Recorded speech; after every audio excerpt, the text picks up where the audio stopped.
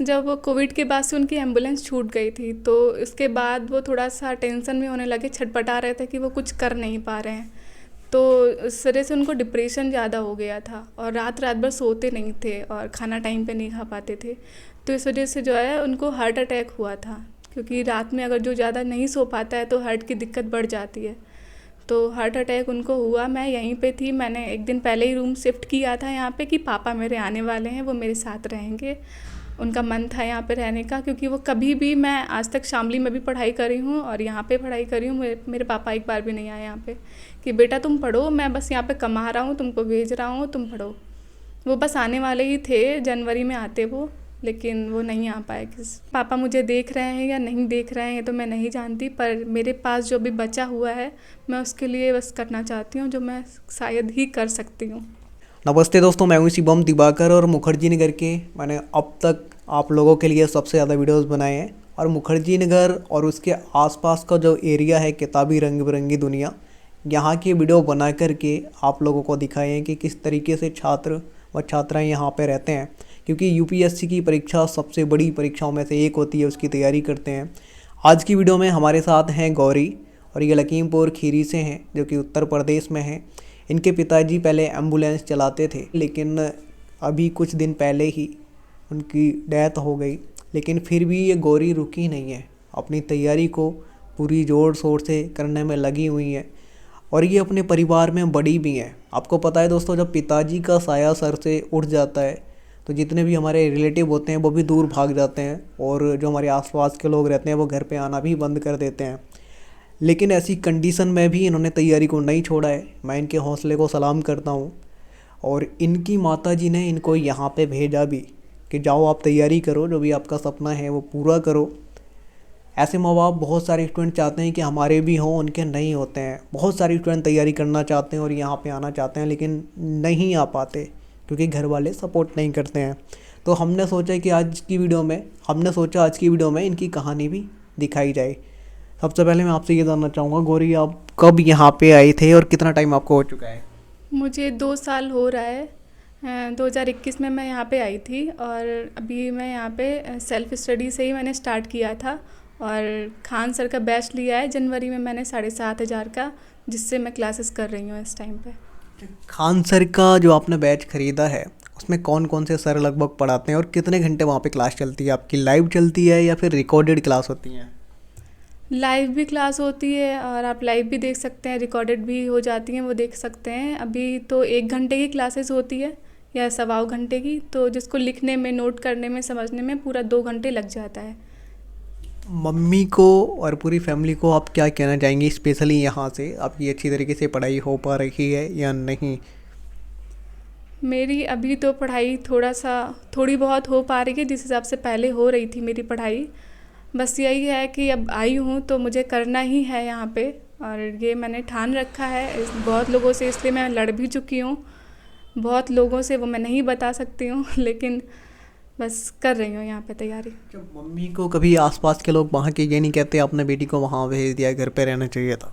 हाँ, एक दो जगह से सुनने की आई थी कि मतलब घर पे रहना चाहिए था, लेकिन बहुत सारे इस समय जो ताऊ जी लोग हैं वो थोड़ा सपोर्ट में हैं, बहुत सारी हेल्प भी कर रहे हैं मेरी। और मतलब उनका भी मन था कि हम यहीं पे थोड़ा सा तैयारी करें जा कर के, जो मतलब पापा का सपना था वो पूरा करें। शादी वादी का लोग नहीं कहते कि अब शादी कर देना चाहिए? क्योंकि मुझे लगता है लड़कियों के ऊपर ये ज़्यादा प्रेशर रहता है शादी का भी। शादी का प्रेशर मेरे पे पापा ने भी नहीं डाला और कोई और भी नहीं डाल रहा है कि तुम पापा नहीं है तो शादी कर लो या कुछ भी। कभी नहीं, पापा यही कहते थे कि जब तक जितना लगाया है उतना वसूल नहीं लेंगे तब तक जाने नहीं देंगे। लेकिन आपके पिताजी को हुआ क्या था? एम्बुलेंस चलाते थे, बड़ा अच्छा काम करते थे पब्लिक के लिए, लेकिन उनको ऐसा क्या हुआ? पहले से बीमार थे या फिर क्या हुआ था? एम्बुलेंस, जब कोविड के बाद से उनकी एम्बुलेंस छूट गई थी तो इसके बाद वो थोड़ा सा टेंशन में होने लगे, छटपटा रहे थे कि वो कुछ कर नहीं पा रहे हैं। तो इस वजह से उनको डिप्रेशन ज़्यादा हो गया था और रात रात भर सोते नहीं थे और खाना टाइम पे नहीं खा पाते थे। तो इस वजह से जो है उनको हार्ट अटैक हुआ था, क्योंकि रात में अगर जो ज़्यादा नहीं सो पाता है तो हार्ट की दिक्कत बढ़ जाती है। तो हार्ट अटैक उनको हुआ। मैं यहीं पे थी, मैंने एक दिन पहले ही रूम शिफ्ट किया था यहाँ पे कि पापा मेरे आने वाले हैं, वो मेरे साथ रहेंगे। उनका मन था यहाँ पे रहने का, क्योंकि वो कभी भी, मैं आज तक शामली में भी पढ़ाई करी हूँ और यहाँ पे पढ़ाई करी हूँ, मेरे पापा एक बार भी नहीं आए यहाँ पे कि बेटा तुम पढ़ो, मैं बस यहाँ पे कमा रहा हूँ, तुमको भेज रहा हूँ, तुम पढ़ो। वो बस आने वाले ही थे, जनवरी में आते वो, लेकिन वो नहीं आ पाए अच्छा, एक चीज़ बताइए, दिक्कतें कैसी कैसी आती हैं? आप परिवार में बड़ी हैं यहाँ पे स्टडी करने में, क्योंकि लड़के तो कहीं पे भी चले जाते हैं, जब लड़कियाँ जाती हैं तो किस किस समस्याओं का आपको सामना करना पड़ता है? यही कहते हैं कि मतलब बड़ी है, एज हो रही है, शादी कर देनी चाहिए, या तो जब तुमने फैशन डिज़ाइनिंग किया है तो उसमें जॉब कर लेनी चाहिए थी, अभी तक तो सैलरी बढ़ गई होती, और इतना टाइम इसमें लगा रही हो, कहीं और करती तो बहुत ज़्यादा सैलरी बढ़ गई होती। तो मुझे लगता है अगर ये इसमें हो गया ना तो फिर ज़िंदगी की सारी समस्या ख़त्म ही हो जाएगी फिर। आपका वैकल्पिक विषय क्या है? हिंदी साहित्य मेरा वैकल्पिक विषय। यही आपने क्यों सिलेक्ट किया है? क्योंकि मेरा हिंदी का बैकग्राउंड रहा है, मुझे हिंदी मेरी ठीक रही है, बहुत अच्छी भी नहीं रही है, और मुझे हिंदी मतलब अच्छी लगती थी और इससे नंबर भी बहुत अच्छे आते हैं, इस वजह से मैंने हिंदी साहित्य चूज़ किया है। आप ग्रेजुएशन करके यहाँ पे आए थे या फिर पहले ही आ गए? ग्रेजुएशन का सेकेंड ईयर था तब मैं आ गई थी, स्टार्ट हुआ था सेकेंड ईयर तभी आ गई थी मैं यहाँ पे, तैयारी करना स्टार्ट कर दी थी मैंने। ग्रेजुएशन कहाँ से किया है आपने? लखीमपुर से ही किया है, प्राइवेट कॉलेज से। ओके। कहा जाता है कि शुरुआती जब हम यूपीएससी की तैयारी की शुरुआत करते हैं तो एनसीईआरटी को पढ़ना बेहद ज़रूरी है। तो अभी आप अपनी तैयारी में कहाँ तक पहुँचे हैं, क्या क्या पढ़ चुके हैं?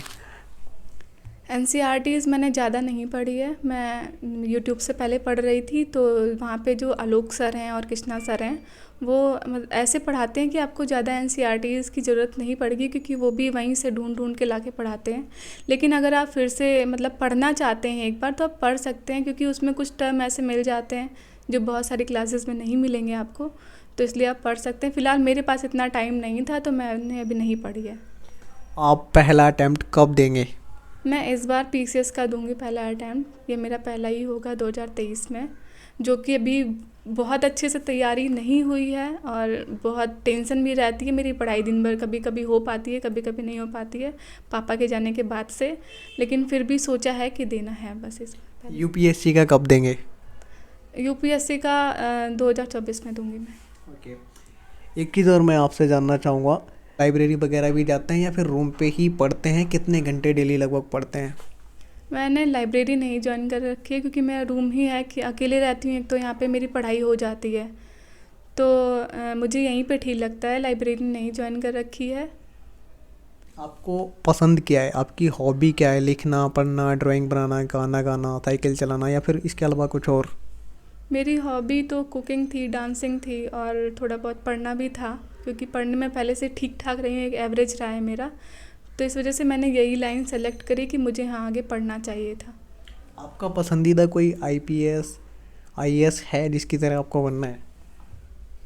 एक अमित लोढ़ा सर हैं, मैं उनसे बहुत इंस्पायर हुई हूँ। ये भी जानना चाहूँगा, जब भी कोई स्टूडेंट मुखर्जी नगर आना चाहता है, लड़के तो आसानी से आ जाते हैं, लेकिन लड़कियों की ये समस्या रहती है हमें रूम कैसे मिलेगा, रेंट कितना होगा और वहाँ पे स्टूडेंट कैसे रहते हैं। वैसे तो मैंने बहुत सारी वीडियोस बनाई हैं, बहुत सारे स्टूडेंट को पता है, लेकिन नए जो अब आने वाले हैं उनको नहीं पता है।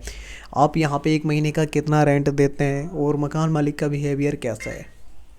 मैं यहाँ पे अभी तो 4000 ही रेंट दे रही हूँ, मेरे मकान मालिक बहुत अच्छे हैं, वो इस समय मेरी सिचुएशन समझ रहे हैं, इसलिए कभी भी मुझे फोर्स नहीं करते कि आपको रेंट आपको अभी दे देना चाहिए या आप कब दे रहे हो। या ये इतनी सारी किताबें हैं, क्या ये सभी आपने भी पढ़ ली हैं या फिर पढ़ना भी बाकी है? मैं अभी जैसे मैं पढ़ रही थी तो ये प्रीवियस ईयर का है, तो इससे जितना भी पढ़ते जा रही हूँ मैं उसे लगाते जा रही हूँ, तो जो भी मैं यूट्यूब से पढ़ रही हूँ उसके बाद इसको सॉल्व कर रही हूँ, तो मेरा सारा मतलब हो रहा है कवर। यहाँ पे ये आपने नोट्स वगैरह बनाए हैं अपने कौन? ये मैं अभी इंडियन ज्योग्राफी, मेरी 10 तारीख तक टारगेट था इंडियन ज्योग्राफी का, जो मुझे कंप्लीट करना था, वो मैं कर रही हूँ। और ये सब क्या है जो आपने लगाया यहाँ पे? ये मुझे याद नहीं हो रहा, हिस्ट्री का था, और जो फैक्ट है ये एक मतलब आपके आगे बढ़ने के लिए ये 3 टर्म है 3P का, जो आपके बहुत काम आएगा। पेशेंस, प्रिजर्वेंस और परसिस्टेंस।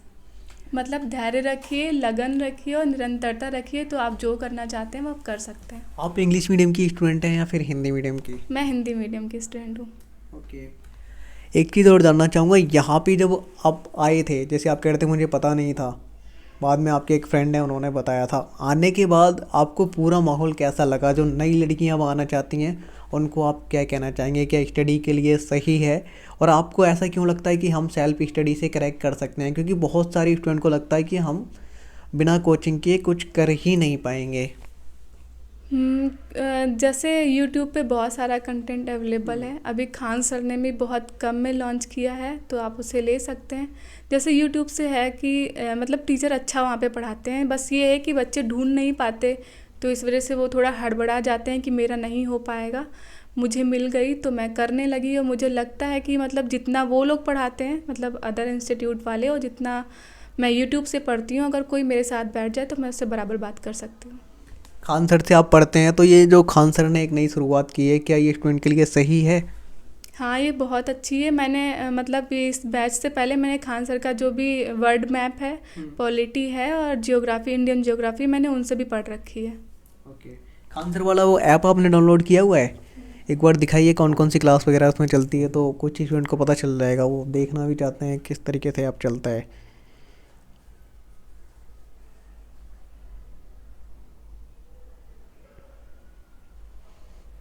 अगर इसमें कुछ क्वेश्चन वगैरह पूछना होता होगा तो आप लोग कैसे पूछते हैं? वो तो कमेंट करके होता है। बताते हैं वो लोग, रिप्लाई करते हैं?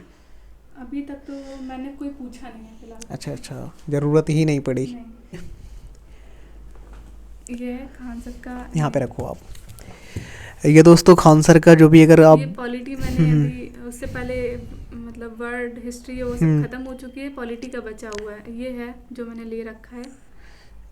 इसमें लाइव क्लासेस भी चलती लाइव हैं, क्लासेस है ना? चलती हैं, और ये सारी जितनी भी हो चुकी हैं, ये सारी रिकॉर्डेड क्लासेस पड़ी हुई हैं इस पे। अच्छा, मणिकांत सर की भी हैं हाँ, इसमें। मणिकांत सर की है। इसमें कौन कौन से टीचर पढ़ाते हैं? एक तो मणिकांत सर पढ़ाते हैं, और ये एक राजेश मिश्रा सर पढ़ाते हैं, एक खान सर पढ़ाते हैं, और मैम भी शायद कोई एक जो मैम भी UPSC पढ़ाती हैं। ओरिएंटेशन के ये अच्छा starting अच्छा। के बस अभी 2 ही चल रही हैं, ये हिस्ट्री और पॉलिटी। मम्मी को क्या कहना चाहेंगे स्पेशल? कभी याद तो आती होगी मम्मी की यहाँ से कभी कभी? हाँ, मम्मी की याद बहुत आती है। मम्मी से मैं यही कहती हूँ कि यहीं पे आ जाइए, मेरे पास रहिए, थोड़ा सा मेरा मन लग जाएगा, आपका भी मन लग जाएगा। बस यही है। पता नहीं पापा मुझे देख रहे हैं या नहीं देख रहे हैं, ये तो मैं नहीं जानती, पर मेरे पास जो भी बचा हुआ है मैं उसके लिए बस करना चाहती हूँ जो मैं शायद ही कर सकती हूँ। स्पेशल लड़कियों को क्या कहना चाहेंगे? लड़कियों को? लड़कियों के लिए यही है कि मतलब अगर विरोध करना है तो बिल्कुल विरोध पे ही खड़े हो जाओ, या अगर सहमे रहना है, मतलब डर के रहना है, तो फिर लड़कियों वाली ज़िंदगी जीनी पड़ेगी। ये है कि मुझे अपने लिए कभी विरोध नहीं करना पड़ा। मेरे पापा बहुत सपोर्ट करते थे, अगर आज भी होते तो मेरा मतलब सपोर्ट बहुत ज़्यादा करते, और जैसी लाइफ आज है वैसी शायद नहीं होती। आपके भाई कितने हैं?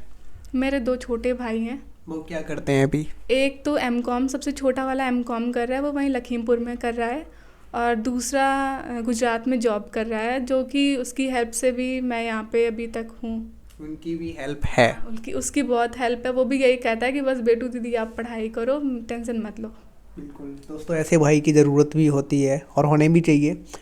ये इनका रूम था, आप देखेंगे एक छोटा सा रूम है, क्योंकि सपने बहुत ही ज़्यादा बड़े बड़े होते हैं, तो छोटे छोटे रूम में इसी तरीके से स्टूडेंट संघर्ष करते हैं पूरा, तब जाके कहीं ना कहीं जो उनका सपना होता है वो पूरा होता है।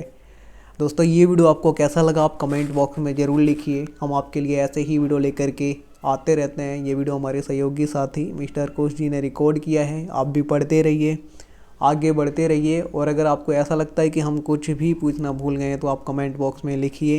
ये वीडियो देखने के लिए आपका बेहद शुक्रिया।